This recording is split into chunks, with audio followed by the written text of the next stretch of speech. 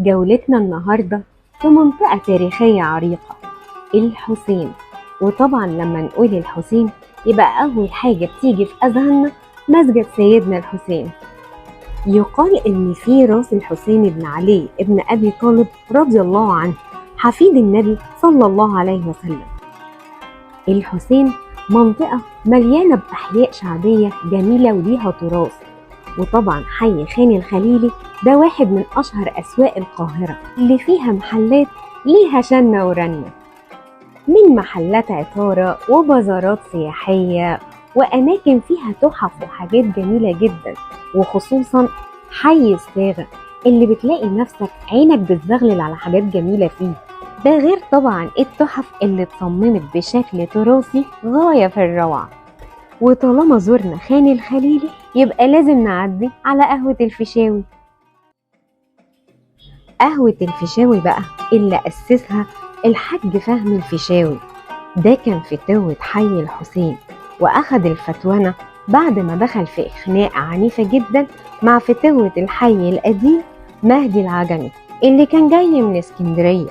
مهدي العجمي كان فتوة مفتري وواخد الفتوانة بدراعه، بس الفيشاوي هزمه وطرده شر طردة بره القاهرة كلها وبره الحي كمان، ورجعه اسكندرية زي ما كان، وبقى هو الفتوة بتاع الحي كله.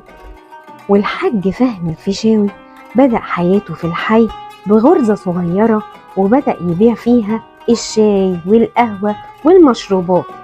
وجت أميرة من الأميرات أهدته حتة أرض وعليها رخص قهوة كبيرة سنة 1798، وقسم القهوة دي ل3 حجرات.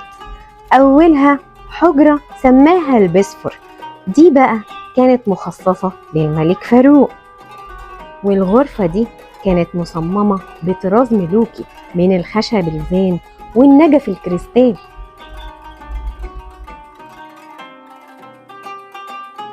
والغرفة التانية كان اسمها التحفة، دي بقى كان بيقعد عليها أشهر الأدباء والفنانين كمان.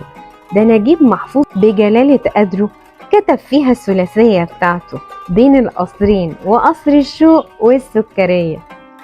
ده حتى جميلة بوحرد زعيمة الثورة الجزائرية لما أفرجوا عنها وخرجت من السجن وحبت تنزل مصر علشان تشكر الفنانة ماجدة إن فيلمها كان سبب في خروجها من السجن، أول ما نزلت وزارة قهوة الفيشاوي. والأجمل بقى روح الطرب اللي بتطلع من أشخاص في الفيشاوي.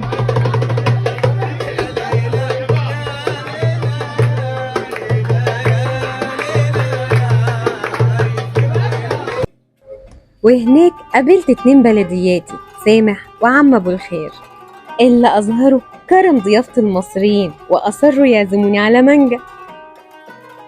وأكتر حاجة لفتت نظري إنهم بيقدموا مية مش مقاطعة، وكانت أجمل مانجا شربتها في الفيشاوي.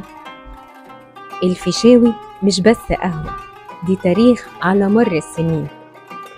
العلماء والأدباء كانوا بينزلوا دايما على الفيشاوي، ده حتى الضباط الأحرار كانوا بينزلوا عليها برضو، لأن من قديم الأزل والمشروب الرسمي في الفيشاوي الشاي، لأن ده التراث بالنسبة لقهوة الفيشاوي.